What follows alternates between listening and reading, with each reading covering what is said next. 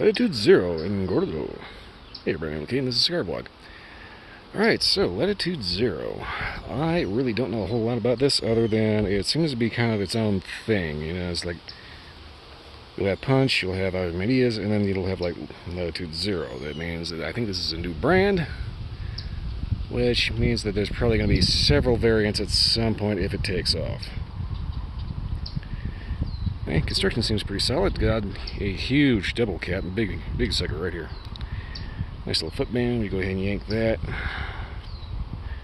And fortunately, this one did not have the obnoxious problem of having tape stuck to the wrapper. I don't know which worse, tape stuck to the wrapper or the actual band. That looks pretty good.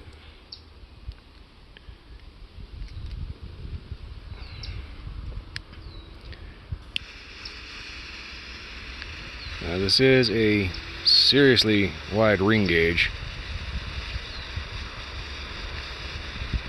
so we're going to be a little careful about how fast we smoke this sucker.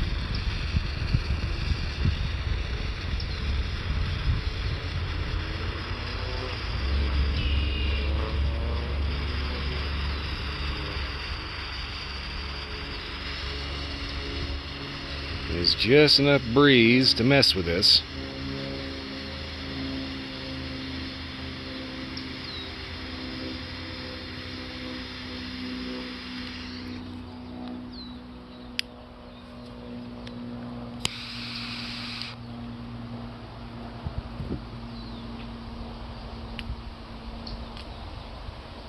As you can see, Gordos are a little big.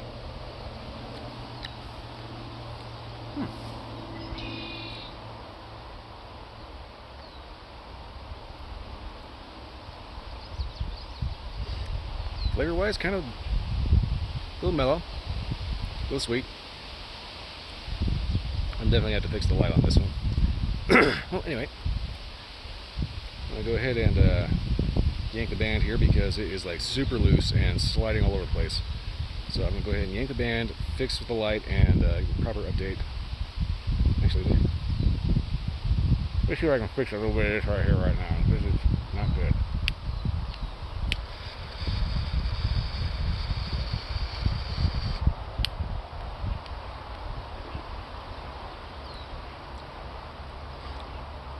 Yeah, so far the basics flavor right off the bat is just like real mellow, as in like you can taste a little bit of sweet, touch of earthy, but not much else. So like I said, I'm going to go ahead and yank the band because it's like stupidly loose and sliding. I'm going to fix this light and give a proper update about the 1 inch mark. Alright, so about an inch in, I fixed the light pretty well. I'm going to say you might want to take my initial impression with a little bit of a grain of salt because that light was not particularly good. And that's one of the problems with Gordos, is the fact that they're so huge, getting a consistent light all the way around can be a bit of a challenge. Especially if you're not using like an old like 1950s welding torch that has that flame the size of a beer can, you know. Well, anyway, flavor so far is a little earthy, a little woody, sweet with a touch of bitter.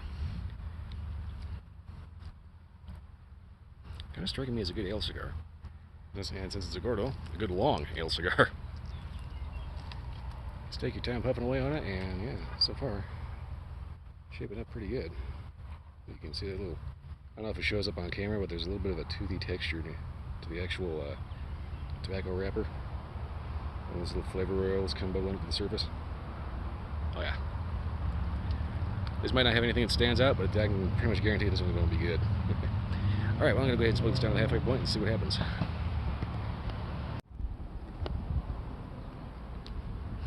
Alright, so the ash just decided to flop off on its own accord. Might have been a little bit of wind to that, but I figured this is a good halfway point for anything. So far, I've noticed that this definitely seems to be a little spicy, but like a baking spice kind of thing. You get that kind of cinnamon, nutmeg, clove, that kind of spice. Still a little sweet, touch of bitter, a little earthy.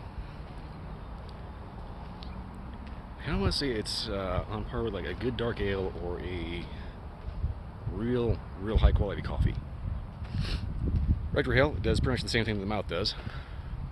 And there's just enough breeze that I hope everybody can still hear me. Okie doke. Find my friendly tree again who likes to block the wind for me. This is a nice tree. Anyway.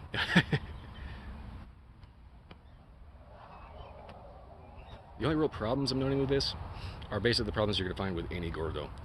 And that is, there's so much filler that if you over puff on it, it's real easy to start tunneling, where the filler burns faster than the wrapper. So just be mindful of that.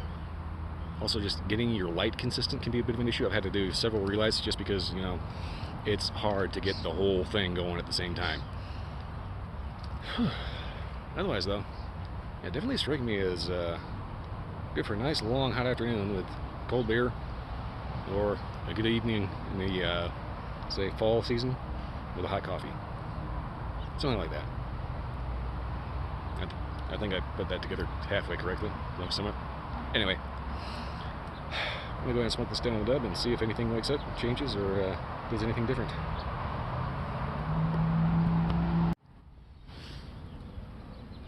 Okay, so this looks to be pretty much done. A little bit of a breeze here. Excuse me. Anyhow, right now we're getting to the point where the flavor just kind of washes out into hot tobacco. So far, flavors were pretty consistent throughout, which means that this is probably a better cigar for unobtrusive conversations with good friends.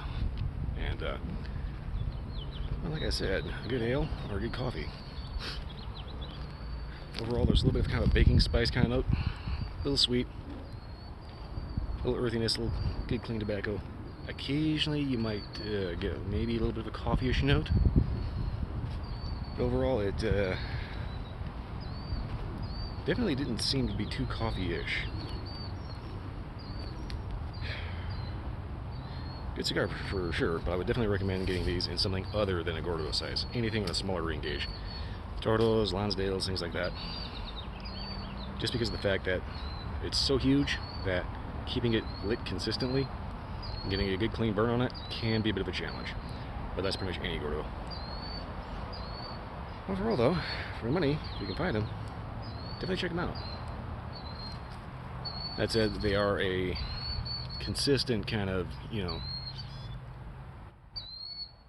building symphony style as opposed to the rock song, you know.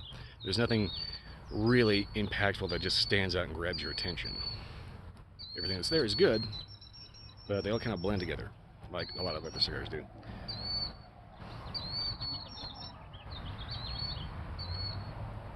Overall though, definitely good for just sitting back, kicking back. That's what I was trying to say. Definitely good for just kicking back, relaxing, and having a nice drink on a hot day. Anyway, that's pretty much all I got to say for it. If you like this review or any other review, like, subscribe, leave a comment, let me know if you had a different experience.